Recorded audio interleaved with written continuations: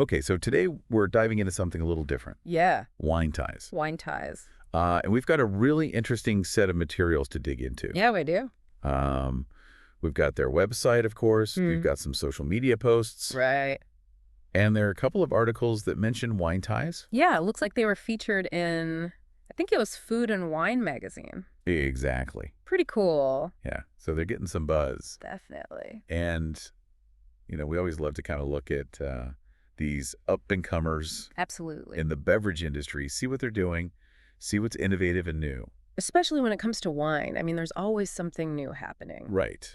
And this one is interesting because they're really trying to make premium wine Yeah. more convenient and accessible. More of an everyday thing, Exactly. which is a cool concept. Yeah, and their whole thing is that every wine has a story, I like that. which I think that's true. It is. There's a lot that goes into every bottle. Absolutely. From the grape to the glass. Yeah. Literally. Right. And they're not shying away from that. No.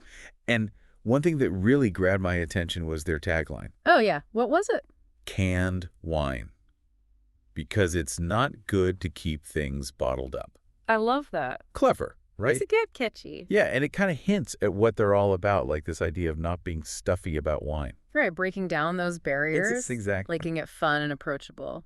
So let's uncork this story, shall we? Let's do it. And see what Winetise is all about. All right, so digging into their story, it seems like it really started organically. Oh yeah. It was a group of friends Hmm. who just loved wine, loved sharing it. That's how the best things start. Right, and they realized that there was this kind of gap Okay. between wanting to enjoy good wine more often Yeah. and the sort of traditional ways of doing it. Like you don't always want to open a whole bottle. Exactly, or maybe you're going somewhere where a bottle isn't practical. The park, a hike, the beach. Exactly. So they saw an opportunity to make that experience more accessible and more convenient.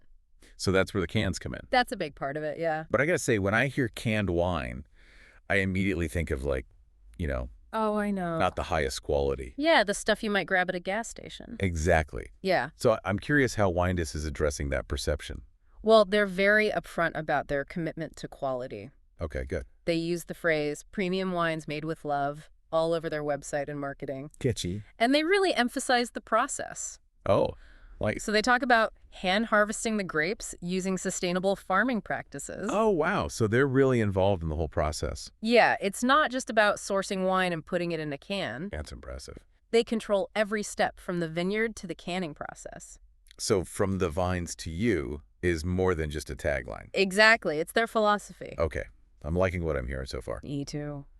So let's talk about the wines themselves. Okay, so their current offerings include a natural sweet rosé. Rosé. Okay. And it's available both individually and in a box, like a larger format. Interesting. And they've got a canned Sauvignon Blanc. Oh, that sounds refreshing. Yeah, it comes in packs of 3 or 6 cans. Handy. And they haven't totally abandoned the bottle.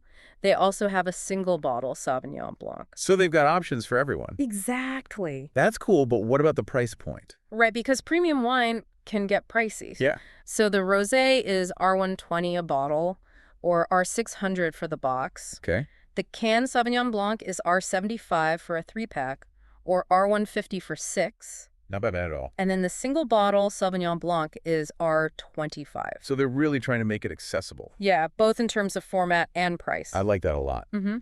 You mentioned sustainability earlier. I'm curious to know more about their eco-conscious approach.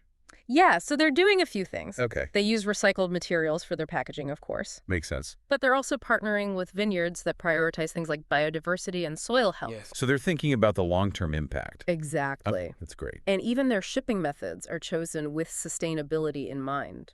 Wow. So they're really committed to the whole picture, It seems so. which I think is going to resonate with a lot of consumers. Definitely people are paying attention to that kind of thing more and more. Absolutely. So behind all of this, there's got to be a passionate winemaker, a driving force. Right. Tell me about the founder of Winetise. So his name is Patrick Zulu, and he's the wine producer. Okay. And you can really tell from his interviews and social media posts that he's got this infectious passion for wine. Like what kind of things does he say? Well, he talks about sipping happiness and wanting to inspire adventure and companionship through wine teas. I like that a lot. Yeah, it's not just about the wine itself, it's about the experiences it creates. And the connections. Exactly. And he's also really big on breaking down the idea that there's a right way to enjoy wine. which I think is so important because wine can be intimidating. Like there's all this etiquette and terminology, Right. but Patrick seems to be saying, just find what you like and enjoy it. It's No judgment. it's refreshing. It is. So it seems like Winetise is really all about making good wine less intimidating, Mm. more about the experience. Yes. But I do wonder, yeah, some people might say that part of the wine experience Yeah. is the ritual of opening a bottle. Oh, I see what you're saying. The ceremony of it all. Does moving to cans diminish that in any way? That's a great question, and I think it's a valid point. Right. But maybe Winetise is challenging those perceptions a little bit. How so?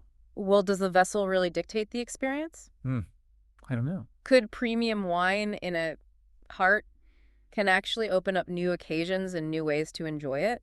Like, what do you mean? Well, think about it. You can take cans to places you wouldn't normally bring a bottle, True. and it can be less intimidating for people who are new to wine. Yeah, that's a good point. So maybe it's not about diminishing the experience, but rather expanding it. Interesting. I hadn't thought of it that way. It's definitely food for thought. It is so... overall, it seems like Winetise is all about quality wine convenience and a down-to-earth approach. Definitely. I'm really curious to see how they change the conversation around wine. Yeah, it'll be interesting to watch how consumers respond. Do they embrace the can? Right. Does the format truly change the experience, or is it just about enjoying good wine in a way that fits your lifestyle? Big questions. Big questions. But, at the end of the day, I think it's great to see companies like Winetise Yeah, shaking things up and making wine more accessible. absolutely. So for our listeners, if you're intrigued by the idea of high-quality wine in a convenient format, give Winetise a try. Why not? Maybe you'll discover your new favorite way to unwind and connect. Cheers to that. Cheers.